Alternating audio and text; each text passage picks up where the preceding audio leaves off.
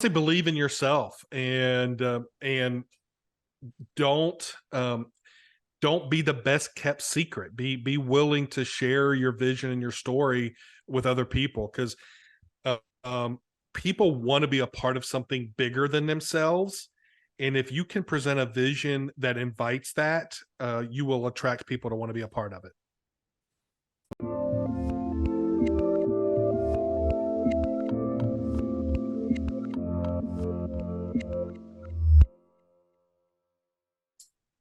Hey everyone, this is Devin Miller here with another episode of The Inventive Journey. I'm your host, Devin Miller, the serial entrepreneur that's grown several startups into 7 and 8 figure businesses, as well as the founder and CEO of Miller IP Law, where it helps startups and small businesses with their patents and trademarks. If you ever need help with yours, just go to strategymeeting.com, grab some time with us to chat, and we're always here to help. Now, today we've got another great guest on the podcast, Bill Simmons. And Bill started his journey getting a degree in marketing, and then went and worked for a company, a Service Star, that ended up getting acquired. It was a precursor to Lowe's and Home Depot's, and then became a buyer for their retail side of the business. Moved over to being a director for a nonprofit in DC.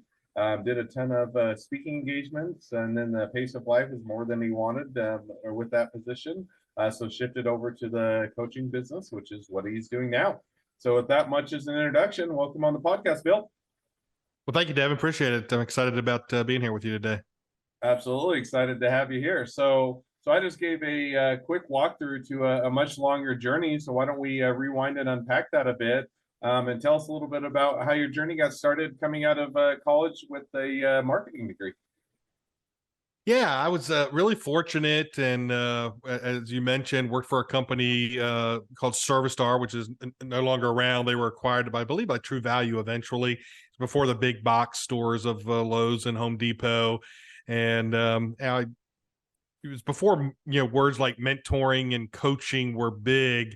And I look back on it and reflect and realize I was very fortunate to have exactly that, be mentored and coached by the president of the company, who really influenced my leadership. And even at this age of my and stage of my life, I still probably refer to statements that he made that people think I came up with, but really it's his influence in me. And that's how real leadership and influence really transcends, doesn't it? And so I had a great learning curve in my 20s that to this day has really impacted the way I approach business and leadership. So now, so you're coming out of college, you start to work for there, and I think that you worked for there for a good period of time. And then with that, if I recall correctly, they got acquired, and so you that was that acquisition. Did you go or move on to the company that was Yeah, acquiring, I moved or on. how did that play out?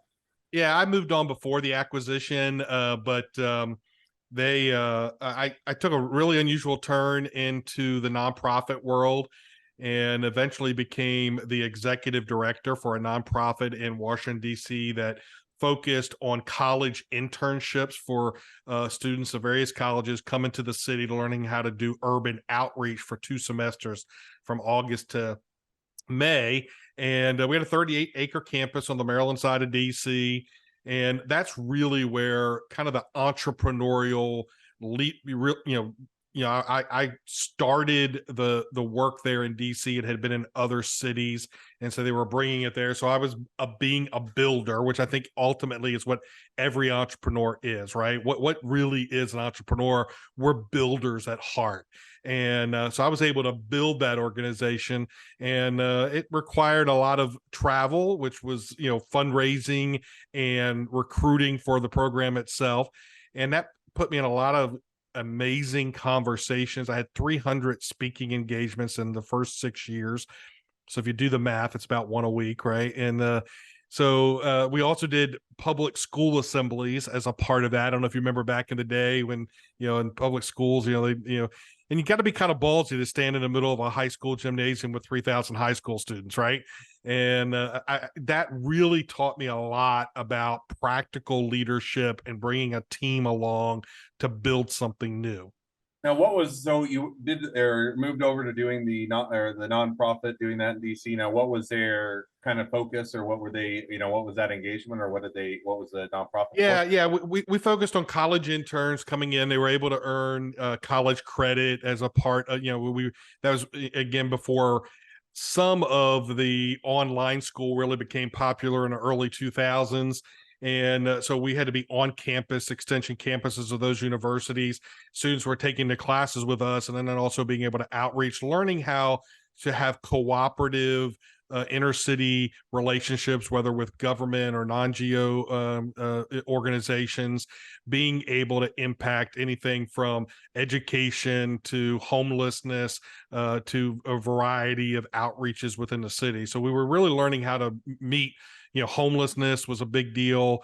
All those kind of things. Learning how to serve the community that was at risk in the city. Hmm. Now, so you did that, and you started doing speaking engagements. Sounds like got pretty involved with in the community and going down that path. Now, as you're doing that, I think if I remember when we talked a little bit before, that kind of pace of life, or that kind of doing what it sounds like a lot of the speaking engagements, and kind of doing that for a good period of time, started to kind of be not the direction you wanted to do permanently, or wearing, or kind of get worn out, but kind of walk us through kind of how how that transpired, and kind of what's Yeah, yeah. it was a young man's game for me to travel at that pace, and really recognize I wasn't going to be able to keep that pace up longer. I enjoyed. I'd go back and do it again tomorrow. Right? It was a great season of life, and I was able to see the world, and that was an incredible experience. But realized two things. One, as I was traveling, I was having a lot of what I call today informal coaching and consulting conversations. I didn't, they were just conversations then, but I'd be traveling, sitting at a dinner table at a restaurant with the people who maybe funded to bring us in, which would have been local business owners or executive directors of other large organizations. And they would just, simply, hey, let me understand this, Bill. You're on campus 3 to 4 days a week, and then you're traveling 3 to 4 days a week, depending on your speaking engagements. I can't leave my office for 3 to 4 hours. How do you do that? And it turned into practical conversations of, well, here's how I build a team. Here's how we define expectations. Here's how I build processes for things to be executed. Maybe I can come back and meet with your team, and we can work on some strategic efforts. And it was just seeing a need, meeting a need. And as I was doing that for the last couple of years of while I was in DC, I just really recognized there is a need for outsourced executive leadership. How can I? And so I really don't like calling myself a coach or consultant. I didn't then back in 2006. I certainly don't today, because everybody's a coach and everybody's a consultant now, right? So what I saw was, how can we really come alongside organizations to really impact the way they operate a high leadership level? So outsourced executive leadership is where I saw the need, and decided to make the transition out of DC to start doing that. And now that is, for many years, it was just the Bill Simmons show, and I was, selling the service and delivering it. And today what Thrive delivers has, been, clearly refined, and we deliver fractional COO, chief operating officers. We're a small firm. Companies are not depending on just Bill Simmons anymore. We have a team that is able to deliver and service that. And so it was all birthed out of seeing that need when I traveled all those years.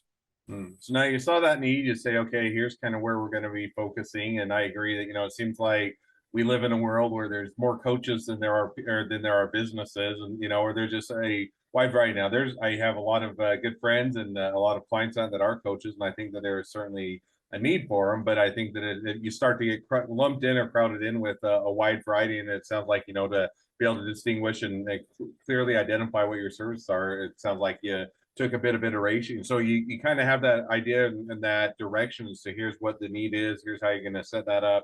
Here's how you're going to be going. Now walk us through, how did it go? Was it a rocket ship to the top and money rained down from the skies? You didn't know what to do with all the money, or you were teetering on the verge of bankruptcy and wondering how you're going to make the next payroll, or somewhere in between? Or walk us through as you made that leap and got that started, how it went. Yeah, so if you're doing this long enough, you experience all of those, right? So certainly have, and the early days it was just proof of concept. I'll be honest with you, I was those early days I was just so excited that I apparently saw a need that other people saw value in and were willing to say, hey, I need that, I could benefit from that. And so I think that is part of the juice of being an entrepreneur, is coming up with solutions and seeing people validate that by saying I need that. And so that's how it started for me. And then really, we've always been refiners and trying to improve the way we deliver our service.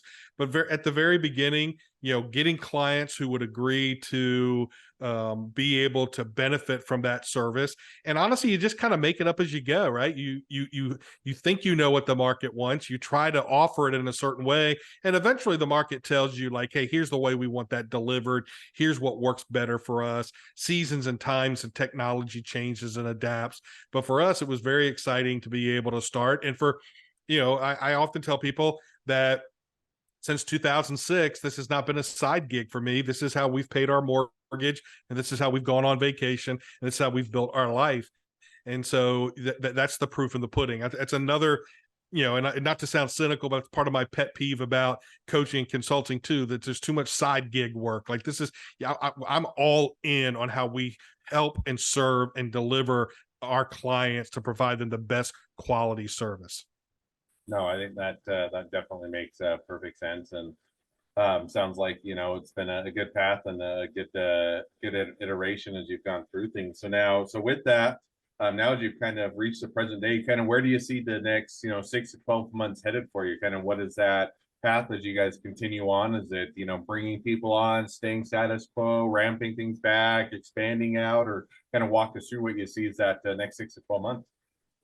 Yeah, so life is a roller coaster sometimes, and the market is certainly shifted in the past couple of years. I always say we were doing Zoom before Zoom was cool, and we've moved into more of a firm model. I now have a business partner. Her name is Kai Bailey. She came on when there was a time that we had more service than I could deliver, and really started productizing how we deliver fractional COO services.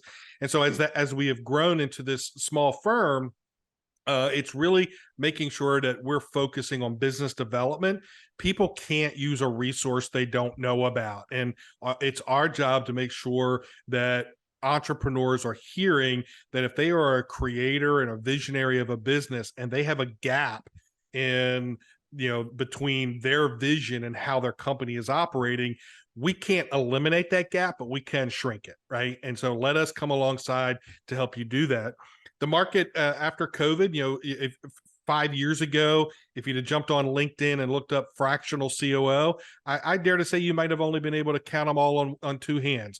Today, it's become a buzzword. Fractional has. We just said it's like coaching. We've just put fractional in front of every C-suite title, and so we want to be more than just competency and experience that have done something before. We want to bring a process into your company and delivering it. So I see the next 6 to 12 months is being better because of competition, because competition has increased. I'm still a little old school, Devin. I like competition. I'm not passive about it. It's like I don't wish ill on anybody else, but I want to play the game and I want to win. And so competition is out there that wasn't there 5 years ago. We want to demonstrate why you as a company should work with us instead of a competition. That's one thing. And number two is to tell our story in as many different places as we can.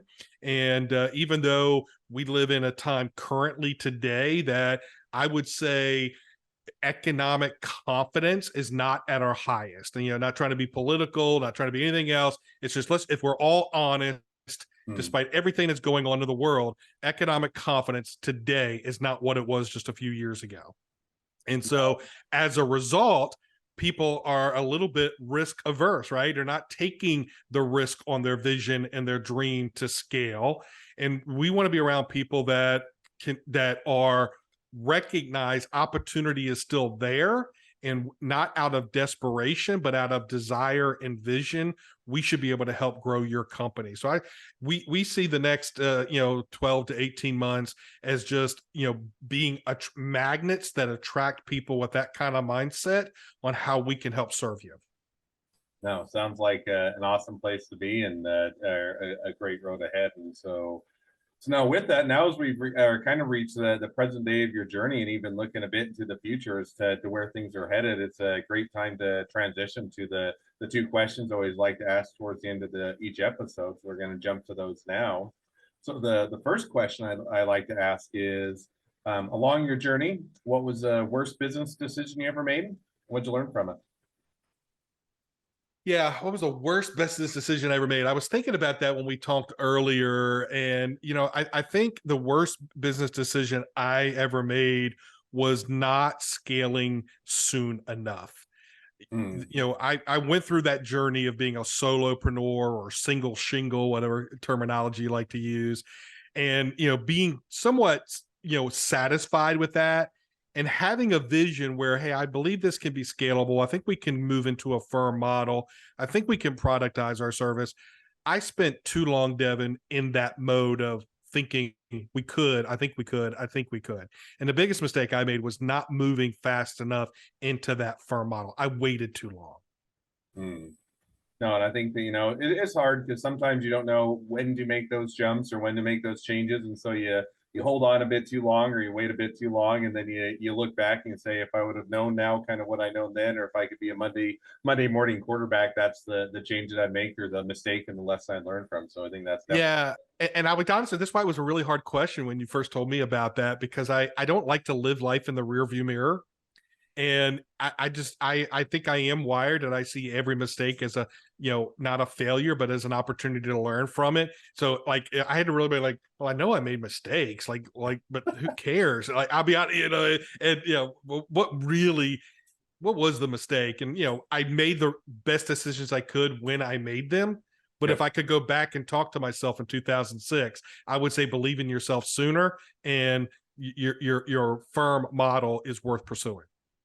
Awesome. Well, I think that's a great mistake to learn from. Now, second question I like to follow up with is, so now if you're talking to somebody that's just getting into a startup or a small business, what would be the one piece of advice you give them? I would say believe in yourself, and don't don't be the best kept secret. Be willing to share your vision and your story with other people, because uh, um, people want to be a part of something bigger than themselves. And if you can present a vision that invites that, you will attract people to want to be a part of it.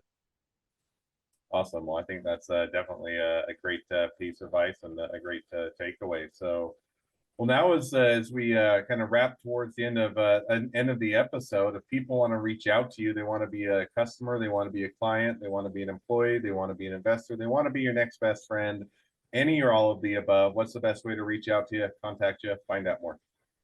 Yeah, first of all, I'd say visit our website, thrivebusinessoperations.com, and you can make one of two decisions or do them both. And that is download our free ebook, The Thrive Op Cycle. But you can also use a scheduling link on there to find time where you and I can just get together and have a conversation. And we're always looking to build new relationships. So that's one thing, is visit the website and find an opportunity for us to meet together. The second thing is just any platform that you're using. You can find me at Bill Simmons Live, LIVE, Bill Simmons Live, whether it's LinkedIn, Instagram, Facebook, all of it. I'm a broken record, Bill Simmons Live.